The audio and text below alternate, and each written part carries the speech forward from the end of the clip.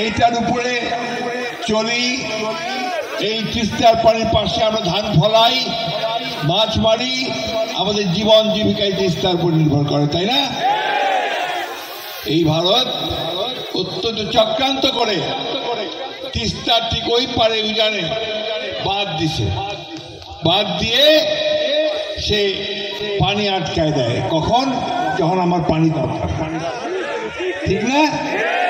আর বাঁধ ছেড়ে যায় কখন? যখন আমার পানি দরকার নাই। বান আসে, বান এসে সব ভেঙে নিয়ে যায়, বাঁধ ভেঙে দিয়ে যায়, সব ভেঙে নিয়ে চলে যায় বাড়িঘর, তাই না? সুতরাং আমরা অনেক কথা শুনেছি। 15 বছর হাসিনার আওয়ামী লীগ ছিল, বারবার বলছে তিস্তার পানি আইনে দিব। আমার তো বড় ভাই হয় ইন্ডিয়া, মুখ দিয়ে দিবে, দেয়নি, ঠকাইছে। ঠকাইছে আসলে হাসিনা, বাংলাদেশের মানুষকে সে ঠকাইছে। ঠকায় যখন এরা সব দিছে ডার খান, তো পালাইছে, ঠিক না?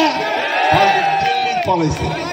বন্ধুগণ, ওই হাসিনাকে আর যেন ফিরে আসতে না হয়, তাকে যেন আমরা ফিরে আসতে না দেই।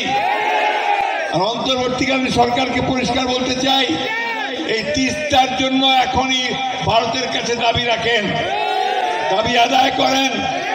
তা নাহলে নির্বাচিত সরকারের হাতে ক্ষমতা ছেড়ে দেন, নির্বাচন দেন, নির্বাচন দিয়ে ক্ষমতা দেন। বর্ষা সাহেবকে দেখতে চান তো নাকি? এমপি দেখে বা যায় না, তাহলে ভোট করবে হবে না? তিনটা ভোট দিতে পারি নাই, আমাদের ছেলেরা ভোট দিতে পারে নাই, তাই না?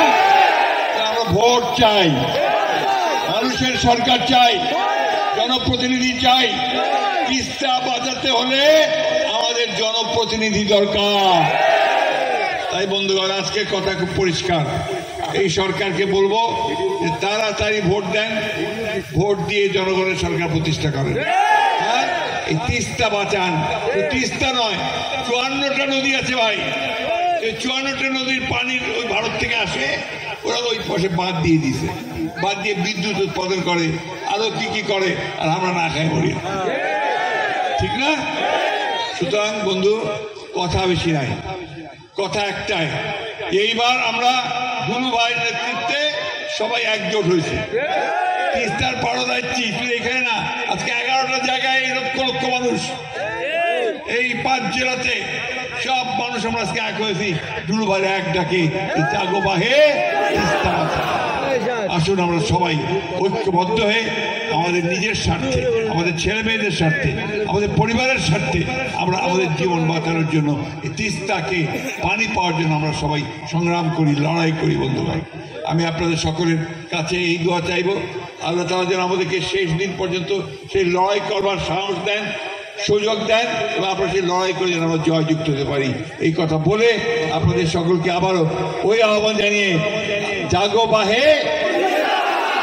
আগামীকাল আমাদের তারেক রহমান সাহেব, আমাদের ভারপ্রাপ্ত চেয়ারম্যান, তিনি আপনাদের সামনে আসবেন, কথা বলবেন আপনাদের সামনে। সুতরাং আপনারা এই আন্দোলন এই 2 দিন তো করবেন, এইবার যদি না শোনে আবারও করবো আমরা, ঠিক আছে? ভালো থাকবেন, সুস্থ থাকবেন। আসসালামু আলাইকুম, খুদা হাফেজ। বাংলাদেশ জিন্দাবাদ, বাংলাদেশ জাতীয় দল জিন্দাবাদ, আমাদের আসাদুল আব্দুল ভাই জিন্দাবাদ, ভরসা ভাই জিন্দাবাদ।